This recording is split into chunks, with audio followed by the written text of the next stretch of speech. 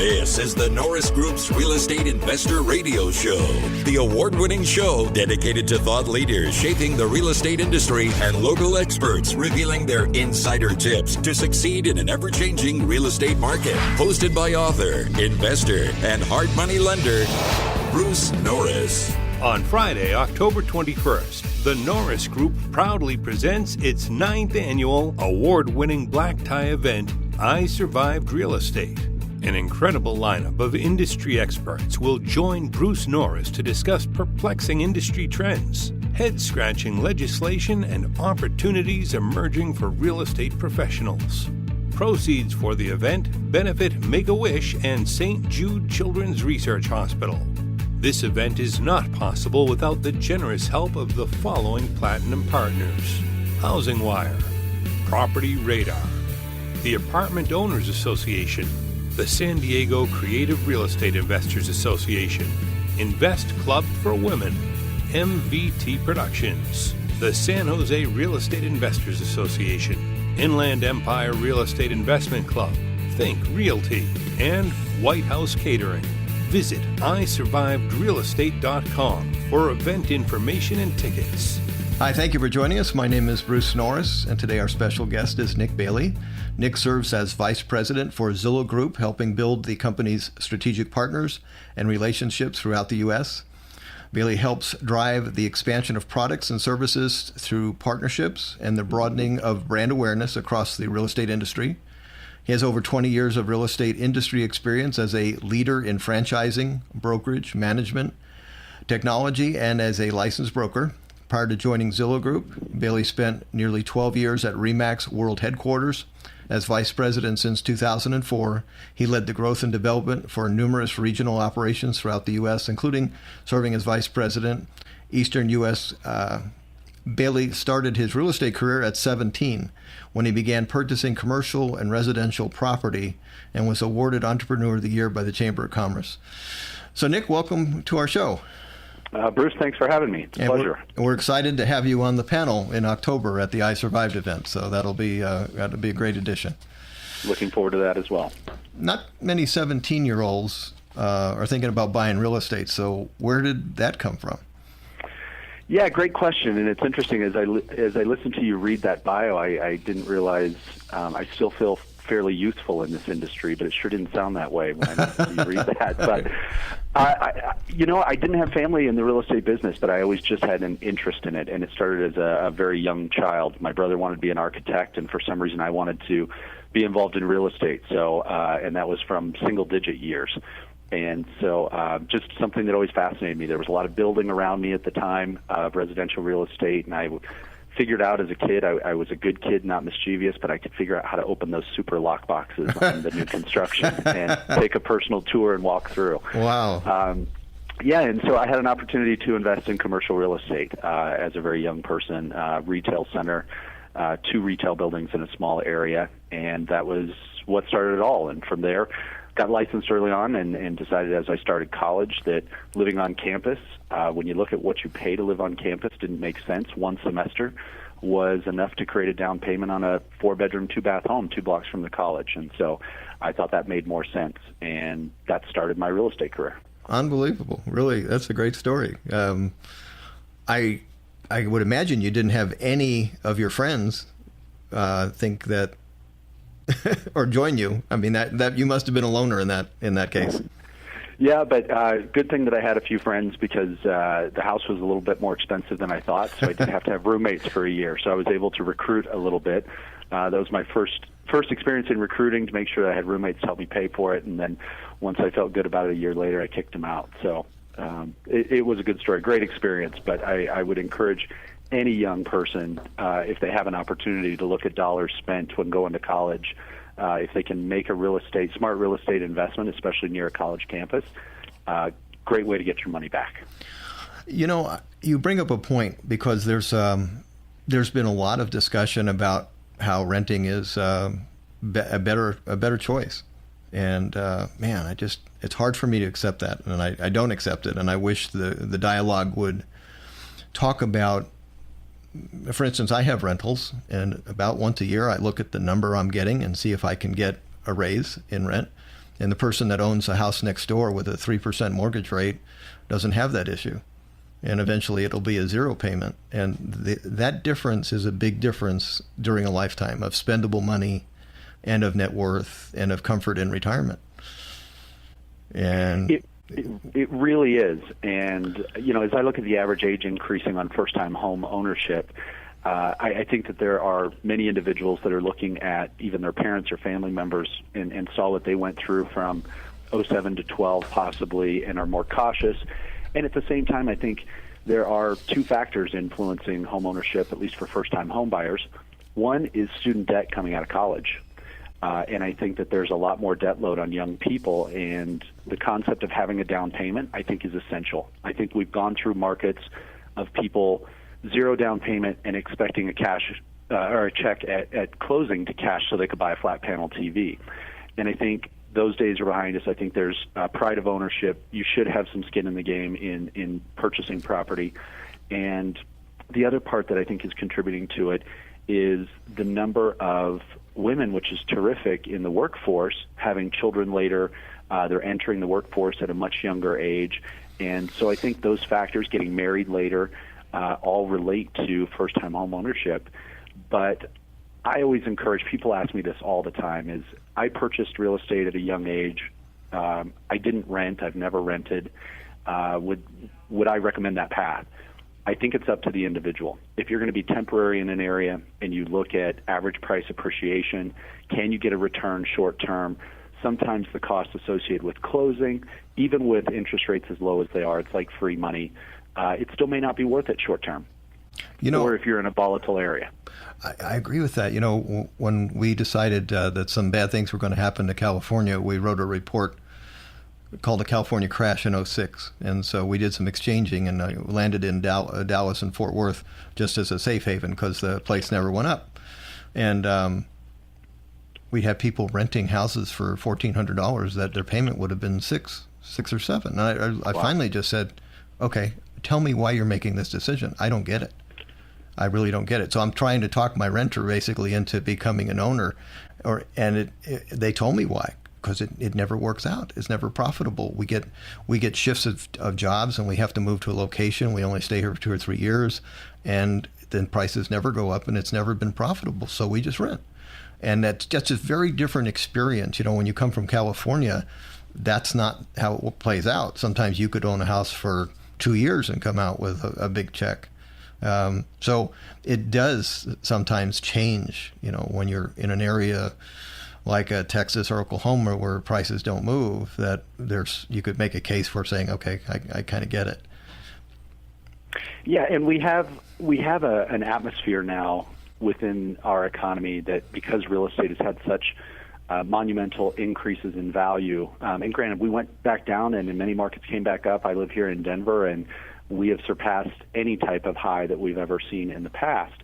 But I think when you look at fundamentally, I look at generationally, looking back at my parents and grandparents, they purchased a home as an American dream of shelter. And it just happened to increase in value because of economic stimulation, growth, population increase, those factors that just generally grew. And it was a nice benefit. But their primary reason was shelter. And so I've told people in the past that if you're going to be long-term, shelter and ownership is great for you, terrific. If you're looking at it purely from an investment perspective, be a real estate investor, and that's where you have to increase the risk. Maybe you jump into an area for 12, 24, or 36 months, hopefully get a return, you've done your homework. Then to me, you're a real estate investor. But the average homeowner is not involved in that level of detail around appreciation, neighborhoods, economic growth, and indicators to play that game, but many have received that great benefit over the last 15 years, somewhat by accident. Exactly. When I wrote the report of the crash, talking about prices maybe going down by half, I had a $1.3 million. I just looked it up today, by the way, on Zillow, just for fun, what it reached at the peak. So $1.3 million house in Riverside, and I knew prices were going to take a hit, and I really thought, well, maybe I can be a renter. It would save $500,000. So I made a phone call and talked to a guy who had a really great home in Riverside, and I said, I'm not your typical renter. I'll pay a year in advance. And then he said, do you mind if I ask you a question? I said, go ahead. He said, do you have any pets? And there was a pause, and I said, I'm so glad you asked that, because I just remembered why I want to own a home. So no one ever gets to ask me that question again. And it was so worth true. it was worth $500,000 to say I'm going to stay here, because I get to make choices in that square box of mine, and that's why I own. And I think our industry could do a better job of getting the word out. And I wish there was a zero down program with one caveat. I think getting into a home, I think 95% of those people will pay that payment. You could make it a very safe loan program by saying, okay, we're going to make it, I don't know how old you are. How old are you? I'm 41. Okay, 41. So you're actually really young. But so I'm 63. But a long time ago, FHA used to have what they called a simple assumption. It allowed the loan to move to the next owner without a formal assumption. Only criteria was make the payment current at the end of escrow. So we literally could have that mortgage walk. If it was late, it could walk to a new owner.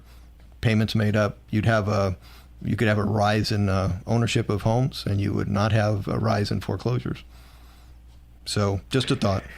Yeah, it makes sense. My first loan was FHA, and it was a 3% down on a $66,000 house.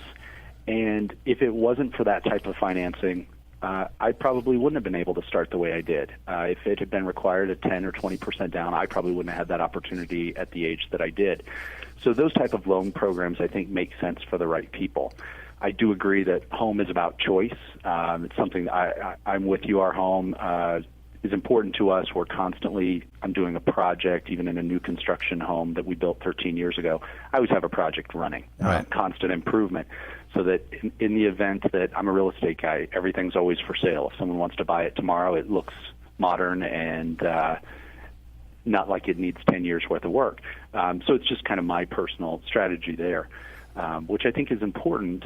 But at the same time, when you look at rent versus buy, I do think that when you think about real estate long-term and net worth and retirement, I think it's something that everyone should look hard at early on. Absolutely. Well, when you're 17 looking for real estate, you couldn't click on your computer, and it's easier than it used to be, isn't it?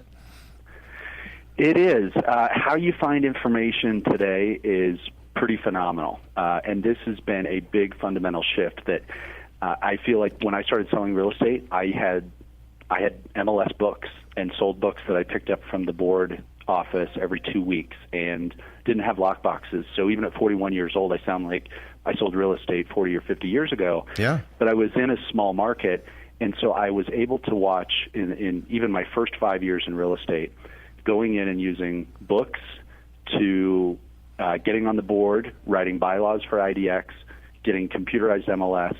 And the day before I relocated to Denver to start working at RE/MAX headquarters, we got electronic lock boxes. And so then fast forward through the franchising years and now sitting on the technology side of marketing, it's been a really interesting view to be an agent, open an office as a broker, be a franchisor, and now sit on the technology marketing side of the industry, because I can look through the lens of each one of those different experiences. And when I look at how I used to justify my commission, it was about my knowledge. And there are two types of real estate professionals today in my mind. And I like to coin it as we have an immigration problem, and I'm not talking about the one that we're hearing about on the political stage. Okay. But you have digital natives and you have digital immigrants.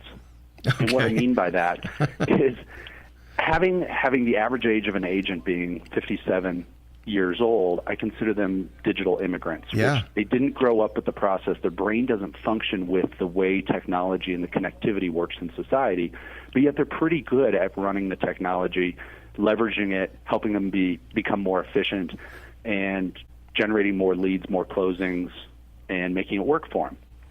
I'm right on the cusp of that as an Xer, that I'm more of a digital native.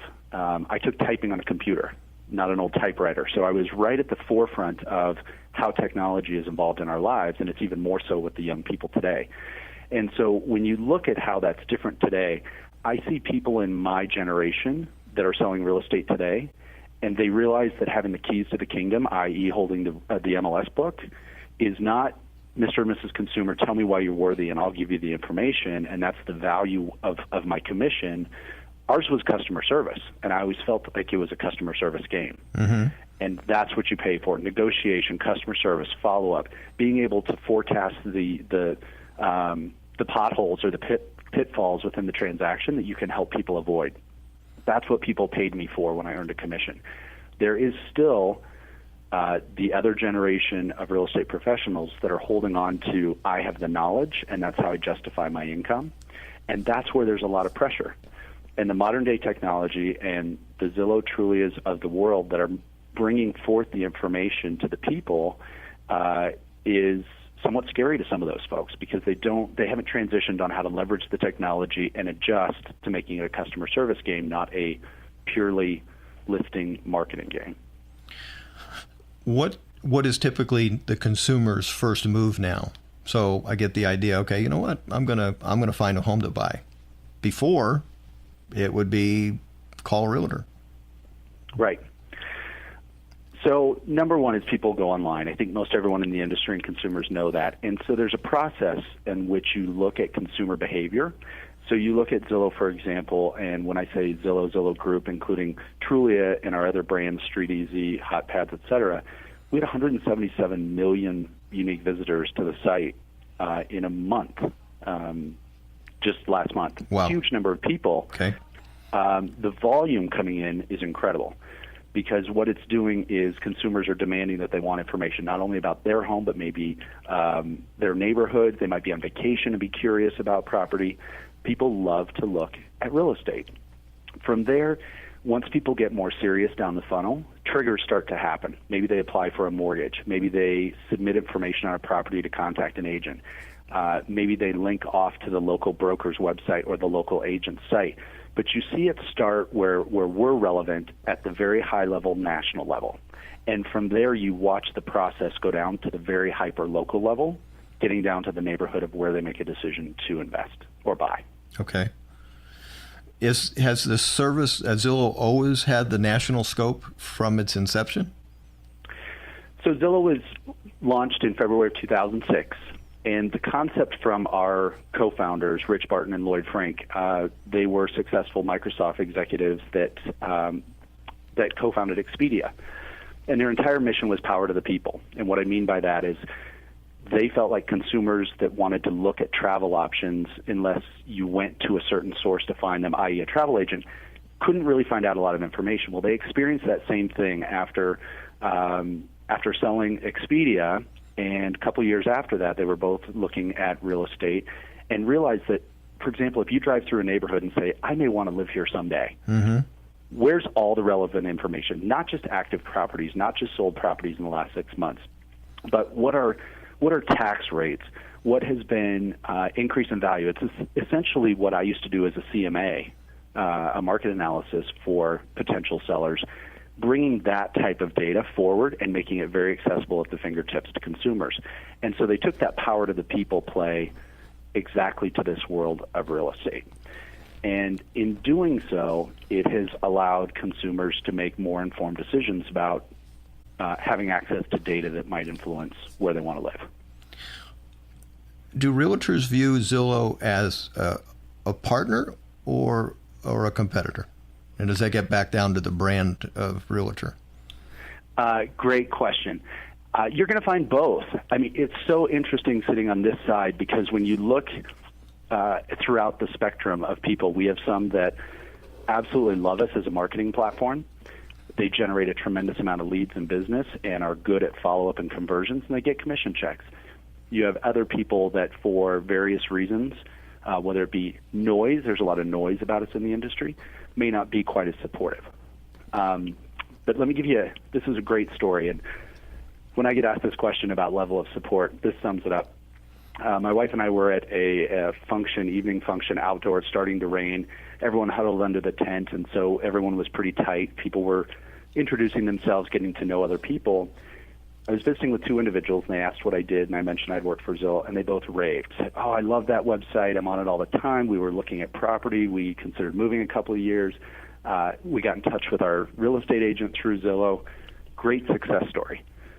I literally turned around, two other individuals standing behind, and I started visiting, and they asked what I did again, and I said, "Zillow." Well, they happen to both be real estate agents. And the reaction, they both rolled their eyes and went, "Ugh, Zillow." And fascinating, true story that within a 10-minute period of time, I had a consumer loving the experience. I had a real estate professional that had concerns. And when you look at sometimes the priorities for a real estate agent or broker are not always the same for a consumer in terms of their experience online with real estate. And that's where you get some level of support or lack thereof. It doesn't seem like Zillow's mission is to ultimately end up with the consumers dealing with each other. That doesn't seem like where we're headed. Is that incorrect? No, that's exactly right. And I'll give you one data point to back that up. Since NAR's been tracking, since 1981, looking at for sale by owners, it's the lowest level in 2015 than it has been. Yeah.